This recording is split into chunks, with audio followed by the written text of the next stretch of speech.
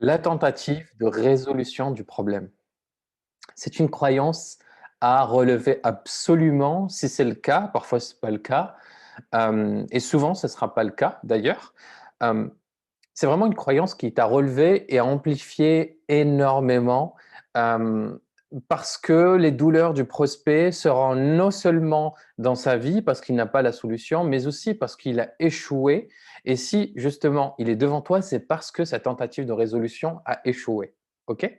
Il est vraiment important d'identifier cette tentative de résolution du problème et de comprendre pour quelle raison cette dernière est un échec. OK? Donc on va creuser, on va essayer de comprendre en profondeur pourquoi il a échoué, tout simplement, et on va essayer de comprendre justement et en identifiant les erreurs et en amplifiant le coût de ces dernières.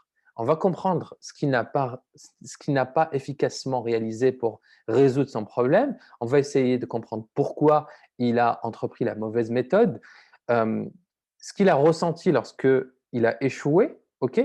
Et ensuite, l'objectif, c'est de lui prouver justement, de prouver au prospect et de le rassurer que ça ne se reproduira pas avec toi, pour partir justement, pour ouvrir un nouveau chapitre, tout simplement.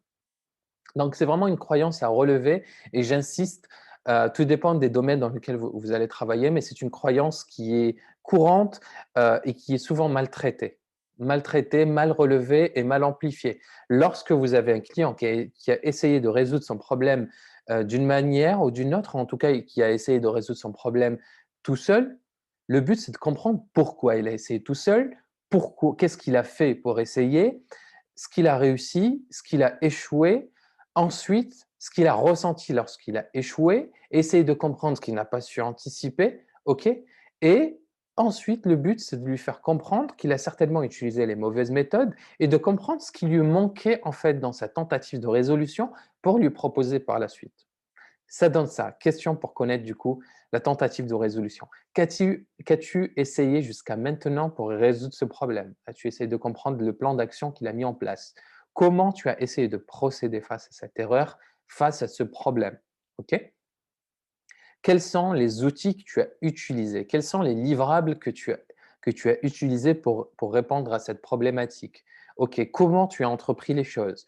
Pour quelles raisons tu as échoué? Qu'est-ce que tu as ressenti lorsque tu as échoué justement? Qu'est-ce que ça a fait? Qu'est-ce que ça a fait d'échouer finalement? Qu'est-ce que tu aurais aimé réaliser différemment? Ça, c'est important parce que ça te permet de prendre en note ce qui lui manque en fait et et de l'insérer dans ta présentation. Qu'est-ce que tu n'as pas su anticiper? Et là, forcément, là, c'est pareil, tu obtiens des éléments qui lui manquent, qui vont te permettre justement eh bien de proposer une offre en béton, avoir un pitch commercial argumentaire et surtout qui tient vraiment le coup, adapté à la problématique de ton prospect. Voilà, donc ça, c'est vraiment une croyance qui fait partie des 10 croyances à relever et qui est très importante. Passe du temps là-dessus. L'objectif, comme je t'ai dit, c'est de comprendre ce qu'il a essayé, pourquoi il a essayé seul, ce qu'il a essayé, ce qu'il a mis en place pour résoudre ce problème, pourquoi il a échoué et ce qu'il a ressenti lorsqu'il a échoué. Voilà. Et pour cela, voilà, je t'ai donné quelques questions. On s'entraînera aussi pendant les coachings. Les questions reposent essentiellement sur la méthode qu'il a entreprise, sur les émotions qu'il a ressenties lorsqu'il a échoué. Et tu pourras aussi effectuer des associations entre son état interne et conditions externes, et la condition externe et l'état interne dans cette tentative de résolution. Et donc de lui dire, par exemple, qu'est-ce que tu as ressenti lorsque tu as su finalement que tu n'avais pas toutes les compétences pour y arriver seul. Voilà. Qu'est-ce que tu as ressenti à ce moment-là? Et là, tu essaies de comprendre un petit peu ce qu'il a ressenti et d'amplifier cette émotion, cette douleur-là, parce qu'elle fait partie de ses douleurs intégrales, de ses douleurs en soi. Et c'est important de l'amplifier pour aussi l'engager et continuer dans ton cheminement du closing. Voilà, c'est vraiment important de relever cette croyance et on la verra par la suite dans d'autres modules, notamment dans celle du doute. Je parlerai aussi de la tentative de résolution et on s'entraînera durant les coachings. Donc, note bien que cette tentative doit être justement soulevée. Si c'est le cas, donc tu poseras cette question tout simplement: qu'as-tu essayé jusqu'à maintenant pour résoudre ce problème? S'il te dit rien, parfait, tu la mets de côté. S'il te dit ce qu'il a essayé, eh bien, tu l'amplifies. Voilà.